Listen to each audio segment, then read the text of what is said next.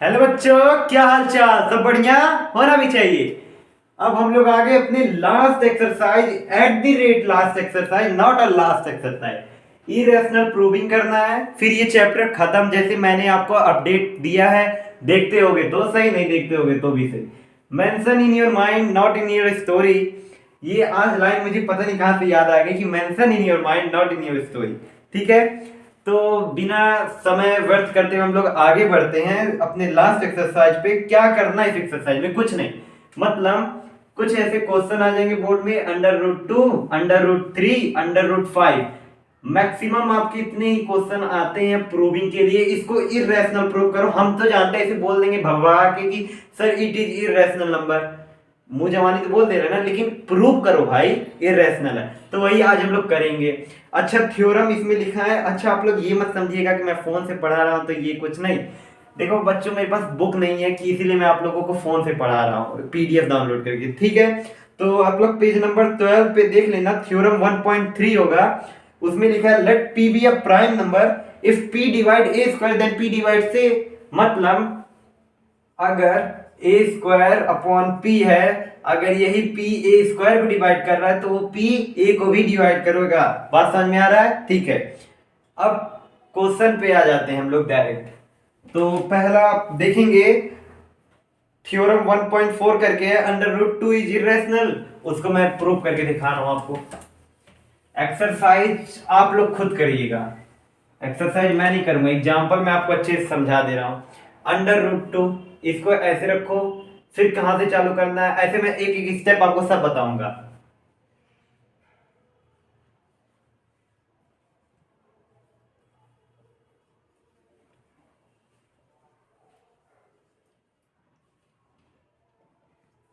Method of contradiction को bracket में से रख देना। इसको सबसे पहले लिखना है जिससे एग्जामिनर एकदम तय हो जाए बच्चा अच्छा सॉल्व करने जा रहा है, क्योंकि पहले ही दिखा दिया कंट्राडिक्शन। कंट्राडिक्शन का मतलब क्या होता है? झुठलाना, किसी बात को झूठा बनाना। ठीक है, वही करेंगे।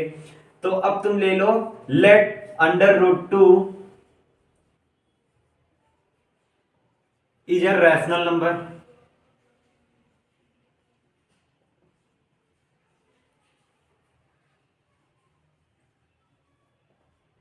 Where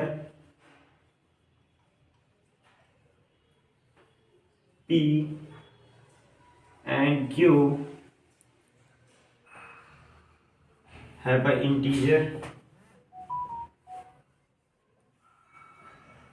and q is not equal to 0। अब देखो, PQ एक इंटीजर है और PQ जो है ना, इसका कॉमन फैक्टर 1 से अलग नहीं होना चाहिए। मतलब 1 होना चाहिए, अदर देन 1 नहीं होना चाहिए। एक ही फैक्टर होना चाहिए, दो तीन फैक्टर नहीं आने चाहिए, तब वो जाके हमारा इरेशनल होगा। ठीक है, मतलब रैशनल होगा, इरेशनल नहीं। अभी मैं वही प्रूव कर रहा हूं। इतना बात समझ में आया होगा आपको। फिर आपको करना है क्या, अब ऐसे आप लोग लिख लेना, under root 2 is equal to P upon Q, ऐसे कर लिए। फिर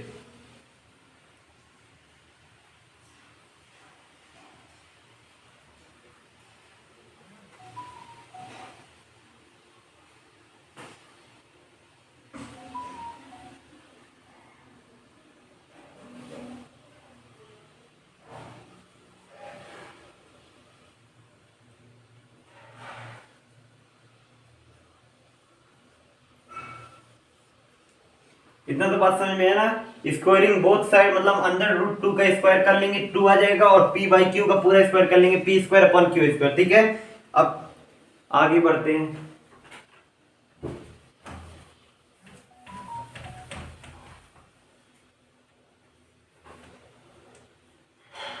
अब इसको आप लोग क्रॉस मल्टीप्लिकेशन कर लेना। मतलब अब ये हो जाएगा 2Q² is equal to P square. तो ये आपका 2Q² equal to P square, यही क्रॉस मल्टीप्लिकेशन और फर्स्ट इक्वेशन यहाँ रख लो, क्योंकि ये आपको काम आएगा आगे। ठीक है, बात समझ में? अब वही चीज जो मैंने थ्योरम 10 मतलब 1.3 आपको बताया था, वही आपको यहाँ रिपीट करना है। Q² यहाँ पे रखना है, P² अपॉन 2। बात समझ में आई? अब क्या मैं बोलना चाहता हूं, अब ये मैं बोलना चाहता हूं कि if if 2 divides p square, then 2 also divides p, मतलब वही थ्योरम आपका 1.3 जो आया था कि जैसे मैंने बोला था ना p स्क्वायर अपॉन q में, वही जो q अगर डिवाइड कर रहा है उसको, तो वैसे यहाँ सेम भी p स्क्वायर अपॉन 2, अब यही 2 जो है डिवाइड कर रहा है p स्क्वायर को, तो p डिवाइड्स मतलब 2 डिवाइड करेगा p को भी। बात समझ में आई? अब इसको आप लोग लिख लीजिएगा, स्क्रीनशॉट ले लीजिएगा, इसके आगे मैं पढ़ रहा हूं। अब अगर दिमाग लगाओ, खुद सोचो, अगर ये डिवाइड कर रहा है तो इसका ये तो 2 आल्सो डिवाइड्स p, इतना बात समझ में आया? अब अगर मैं बोलूं अगर ये इसको डिवाइड कर रहा है तो उसका मल्टीपल भी होगा। बात समझ में आई? जैसे अगर मैं बोलूं 6/2, 6/2 इसको डिवाइड करो, क्या आएगा 3, तो क्या 6 2 का मल्टीपल था? हाँ था सर, 2 इंटू 3 इक्वल टू 6। बात समझ में आई? तो 3 मल्टीपल आया 2 के अंदर ना, तो 6 पूछ रहा है कि 2 का मल्टीपल था। हाँ, वैसे ही सेम हमको बोलना है yes it is also a multiple. ठीक है, कैसे अब ये भी मैं बता दूं, तो p is equal to 2k लिख लेना, मतलब भाई अगर ये इसको डिवाइड कर रहा है तो p का ये मल्टीपल हुआ ना, तो 2k हो गया। ठीक है, अब अगर ये 2k हो गया तो इसको अब आप ऐसे ले लो इक्वेशन। अब मैं बोलना जा रहा था कि ये जो आपका आया इसको सेकंड इक्वेशन ले लो, और जो फर्स्ट इक्वेशन था देखो कहीं p आ रहा है, p आ गया 2k, अब यही 2k उठा के ऊपर रख दो। ठीक है, बात समझ में आई? अब मैं बोलूं फ्रॉम इक्वेशन फर्स्ट, वही equation 2q square is equal to, ये p को पूरा पुट करो 2k स्क्वायर होल स्क्वायर। अब इसको मैं बोलूं तो ये 2q square is equal to 2 2 जा 4, 4k स्क्वायर। अब अगर मैं ऐसे काट दूं इसको तो इधर तो 2 बचा ना, इधर 1 से हो गया। ठीक है, बात समझ में आई? ठीक है, अब इसको आप स्क्रीनशॉट ले लो, इसके आगे मैं पढ़ रहा हूं। हो गया? ठीक है, अब मैं इसके आगे बढ़ूंगा तो यही सेम यहां से मैं चालू कर रहा हूं। अब ज्यादा बड़ा नहीं है। अब आप लोग सोच रहे हो इतना बड़ा क्यों कर रहे हैं सर? भाई देखो ये क्वेश्चन हलवा नहीं है, 2 ही 1 नंबर में नहीं आता है, 3 नंबर में आता है। ठीक है, तो 3 नंबर इसे उठाना है हम लोगों को। अब q square is equal to 2k square, बात समझ में आई? ठीक है, अब यही 2 फिर इधर उठा ले आओ, मतलब k स्क्वायर इधर हो गया, अब ये हो गया q स्क्वायर अपॉन 2। अब वही सेम मैं लिखूंगा नहीं, मैं बता दे रहा हूं।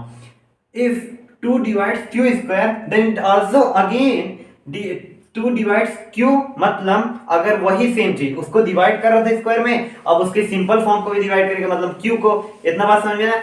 अब मैं अगर बोलूं क्या हमको 2 कॉमन फैक्टर मिला, एक p में भी मिला था डिवाइड होके, q में भी मिला, लेकिन शुरू में क्या सोचे थे, क्या सोच के चले थे कि p q एक इंटीजर है जिसके पास सिर्फ कॉमन फैक्टर 1 है, उससे ज्यादा नहीं होना है, नहीं तो वो आपका इरेशनल मतलब आपका रैशनल नहीं होगा। ठीक है, लेकिन हमको यहाँ क्या पता चला कि 2 फैक्टर मिल गया भैया साहब। अब 2 फैक्टर मिल गया तो हम लोग कह देंगे कि p q have 2 common factor other than 1, 2 common factor आ गया। So our assumption is wrong that under root 2 is rational number, so therefore लिख लेना कि under root 2 is rational number. बात समझ में? इसमें ज्यादा मैथमेटिक्स भी करना है और ज्यादा आपको लिखना भी है। ठीक है, अब अगर इतना सारा चीज आप लोग समझ गए होंगे तो अंडर रूट 2 प्रूविंग पूरा खत्म हो गया। अब ये इरेशनल जो था आपका मतलब इतना पूरा खत्म हुआ। फिर उसके बाद से अब अगर बोलेंगे अंडर रूट 3 अंडर रूट 5 कैसे करना, वैसे ही सेम स्टेप में भी चालू कर देना। और जो मैंने लास्ट सेंटेंस बोला है ना भी, उसको दिमाग में बैठा लो, कॉपी में लिख लो, क्योंकि वही लास्ट सेंटेंस लिखा जाता है, एग्जामिनर को चाहिए। ठीक है, अब ये कितने का होगा? 1.5 पन्ने से ज्यादा नहीं होगा, क्योंकि मैंने भी किया था अपने समय में। तो 3 और 5 निकल ले जाओगे। आगे मैं बढ़ता हूं, 3 5 भी है। एग्जाम्पल नंबर 10 पे आता हूं मैं।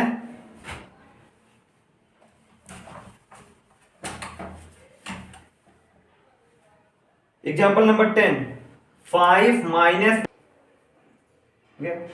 ठीक है, अब 5 माइनस अंडर रूट 3 मैंने नंबर आपको बोल दिया। अब इसमें बोला इरेशनल प्रूव करो। देखो यहां पे भी ना आपको सेम चीज इसको लेना है कि let 5 minus under root 3 is a rational number. फिर अब लिख लेना we have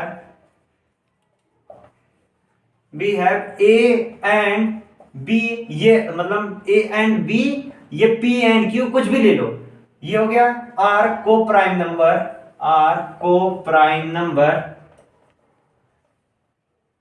where B is not equal to zero. ठीक है, इतना लिख लेना।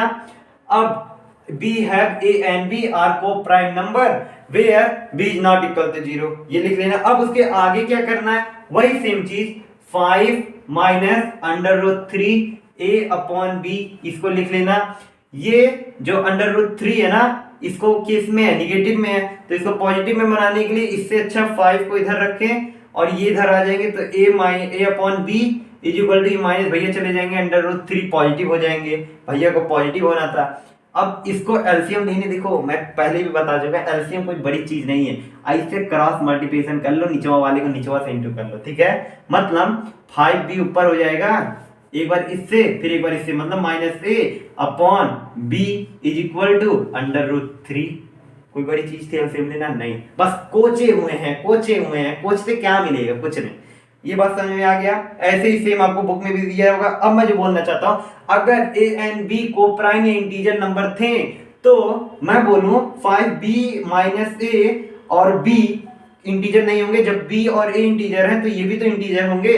अगर पूरा आपका, अब इसको चाहे इधर से उधर ले जाओ, RHS बनाओ चाहे LHS बनाओ, ऐसे किताब में नहीं दिखा है, लेकिन अगर ये LHS है तो ये LHS पूरा आपका क्या है, अरे क्या है प्रभु, मतलब पूरा आपका इंटीजर हो गया ना, तो मतलब ये LHS पूरा आपका रैशनल है, और अंडर रूट 3 जो आपका RHS में है वो इररेशनल में है। तो हमें फिर से कंट्राडिक्ट मिल गया कि under root 3 is not a, मतलब is not a rational number, it is a irrational number. तो ये हमको कंट्राडिक्ट मिला। यही सेम चीज आपको लास्ट एंड में लिखना है।